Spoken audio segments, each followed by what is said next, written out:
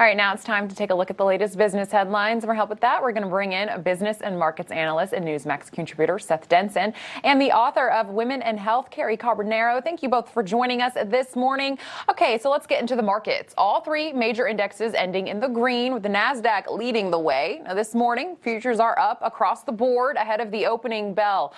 Okay, so how about this? Brazil and China are now ditching the U.S. dollar for all future trade. Carrie, let me start with you. How does this impact the strength of the U.S. dollar on the world stage?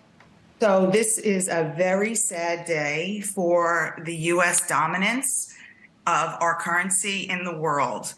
They're now not going to use the U.S. dollar. They're going to use the yuan and the real instead of the U.S. dollar. Honestly, this is going to impact us for years to come. We don't really know what's going to happen, but we're going to see a lot of ramifications coming from this. Yeah, this does not sound good at all. Alex, can I give a plug to that right quick? A year ago, I wrote an article on Newsmax.com. You can go find it, where I talked about the fact that China was making strategic plays to become the world's largest global currency. Right now, U.S. has 62% of global reserves in the U.S. dollar, less than 2%. They want to be north of 10% very soon, and they're working their way towards it. Absolutely. Super sad.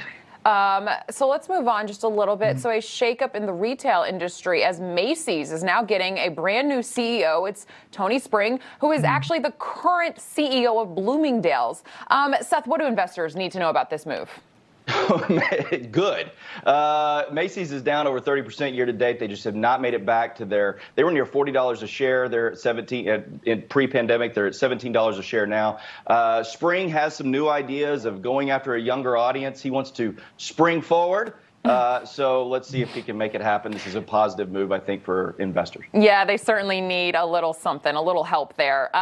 Something else that's struggling, movie theaters still struggling to gain their footing since the pandemic completely shut them down. But Amazon is now considering rescuing one of the biggest theater chains. Carrie, could this be a big win for moviegoers? So I love this idea. Amazon, to get their content into AMC movie theaters, would be fantastic move for them. Also, because they're going to get it on the cheap, because AMC has been going down, and they really want to get it at a fire sale price. And at the rate they're going to get it. So, Jeff, if you're listening to me, buy it. Move forward with this move. We know Jeff Bezos watches us, of course. Seth, this one's for you. So Adidas is breaking up with Beyonce and her Ivy Park line that started only back in 2019. I thought it had been going on longer than that. But Seth, why are these two splitting up? So, Alex, candidly, until this news broke, I didn't know it was going on at all. And unfortunately, neither did America. The consumers, this was expected to generate about $250 million in revenue. This year, it will likely not even top $40 million in revenue. This is a business deal. And Beyonce is an amazing singer and sells lots of records. But when it comes to clothes, nope.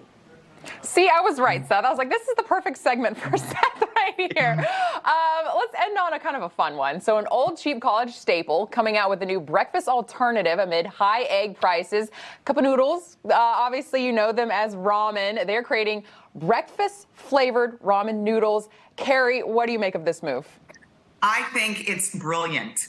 I think it's such a fantastic move because think about it. This is a way to literally take a bite out of inflation. It costs $1.18 for one of those. That is so, and you can get all your breakfast favorites in one cup.